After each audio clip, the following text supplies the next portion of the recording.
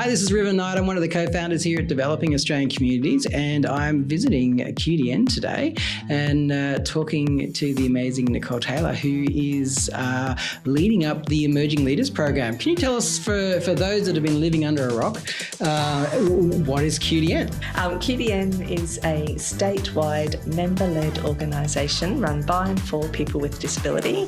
We are the executive peak body, and our members amplify the voices of people around disability rights and advocacy. So if you are a person living with disability here in Queensland, you can join up, be a part of QDN. And as service providers, can they link in as well and make sure they're a part of things and know what's going on? They sure can, and they can become part of our supporter network as well.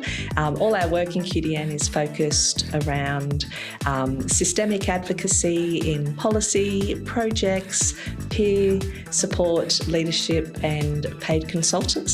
Wow, that's a huge job, of course. And, because going around the countryside, I get to visit all the different states and all the different advocacy services. And not just being a member of QDN myself, it doesn't sway my opinion, of course, but QDN is my favourite, of course, and they do the best job.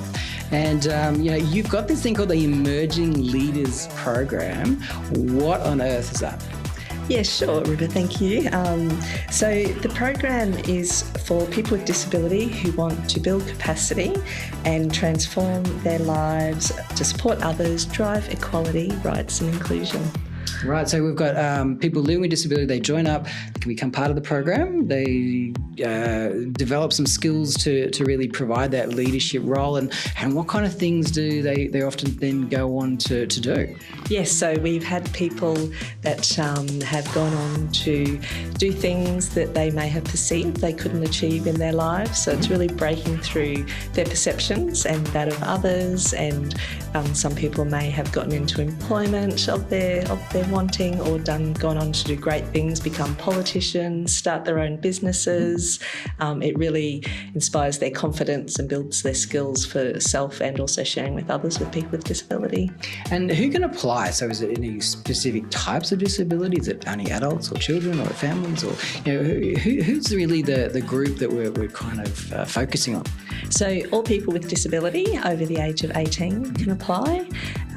So any person who has a disability in Queensland who would like to lead and influence and create change for themselves and others. Fantastic, and I've met some of the emerging leaders and some of the people that have been going through the program. How many sort of, graduating groups are we at the moment? Yeah, so we've been running the program for the last 4 years, and we have about 100 graduates that are part of that alumni group, and a lot of them still stay quite connected. And as part of what we do at QDN, it's about amplifying their voices around leading change for all people with disability. And of course, everything that's going on in the sector, supporting people, the Emerging Leaders program, how do you get the resources to really do such valuable work? We're funded by the Department of Social Services to deliver this program. We do have some capped numbers each calendar year for our cohort in the Emerging Leaders. So let's see what the future holds around further growth and opportunity to grow the program for people. And maybe some private sponsors. Potentially. You never know. There might be some mining magnates out there, some people who are looking to invest in something really important. You never know. But it is such a valuable thing, and the dollars saved by the work that gets done here is tenfold when we look at the impact on the sector, which is why it's so important. And we're really looking forward to seeing everyone, of course, at Queensland's biggest event that's coming up in March, which is very, very soon and coming up very quickly. Of course, QDN will be there. We should have around 6,000 to 8,000 people. We're looking at, of course, people coming and entertaining and being part of the big stage there every day with the information hub. And of course, QDN will be near that, so that people can get the support in navigating the sector. They can also talk to QDN. You can engage with QDN directly, of course. There's nothing about us without us is a huge theme for us. I've been a member of QDN for a long time, and I certainly couldn't be doing what I do without the support and all the amazing stuff that QDN has done, encouraging me to actually get my act together and try and make a splash. So it's so valuable what QDN does. What would you say to people who want to apply, that are not sure, maybe they're sitting going, oh, is this for me? What would you say to those that are thinking about it? So I would say go for it. We've had so many graduates that we have witnessed either refine their skills or emerge into the people that they sometimes put barriers in place that they may have perceived that they had for themselves or in our society, and they've gone on to do amazing passion projects. And even for some of the people who have applied because of our cap numbers, there have actually been other leadership opportunities for them to follow as part of their connection with QDN and the broader network around the state. So I'm interested in the program. I'm thinking, yep, that sounds like something I can do. How do I go about applying? So people complete an application form to get in, and they can do that by going onto the qdn.org.au website, and Emerging Leaders is on the front page, or they can call us up on 1300 363 783 if anyone wants to find out more or they would like some assistance to apply. We'd be more than happy.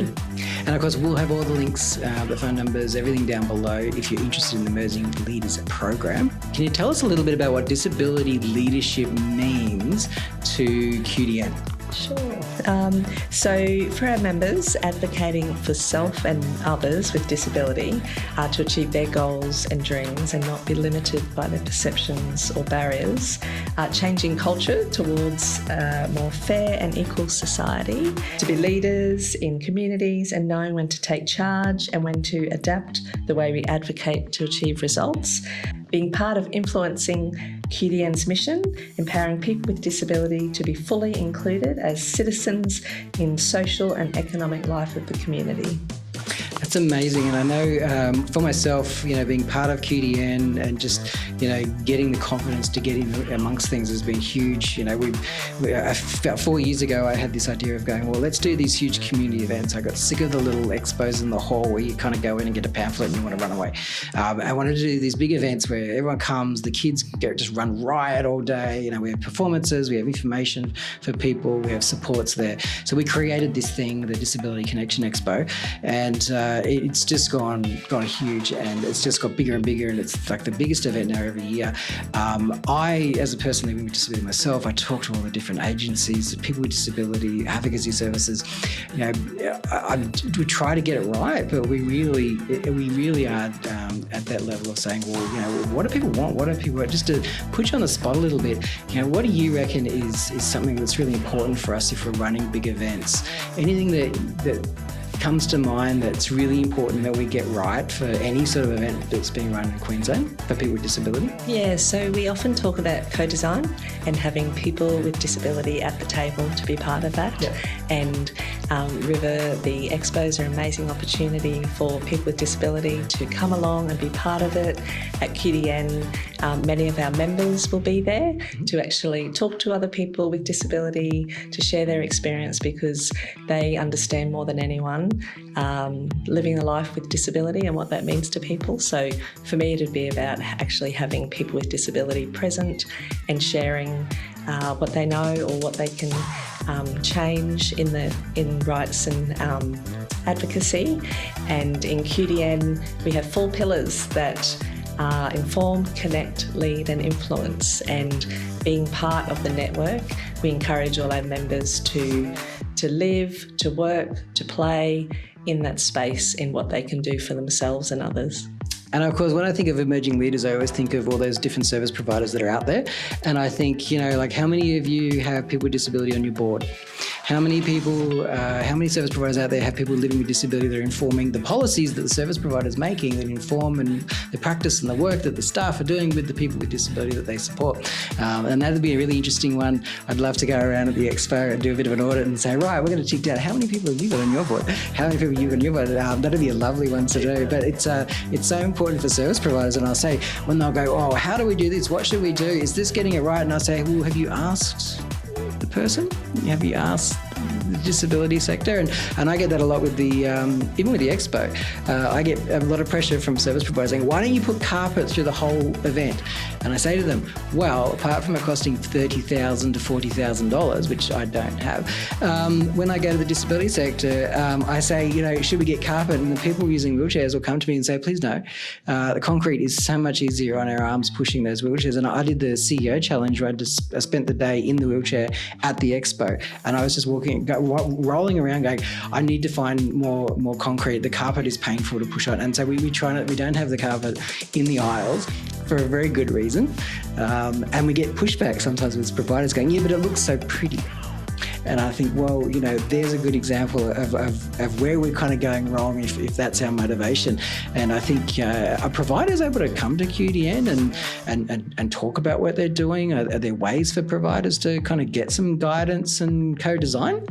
For sure. And one of the parts that we have in QDN is called QD Engage, where we have paid consultants who are all our members, all people with disability, and they can come and provide training or general advice or direction in the way service providers operate and provide services to their clients. Well, that'd be another amazing topic for us to talk to. I went to an SDA provider. A friend of mine runs a big program all over Australia doing SDA housing, and we put their builders in wheelchairs and got them to go through their fully accessible housing.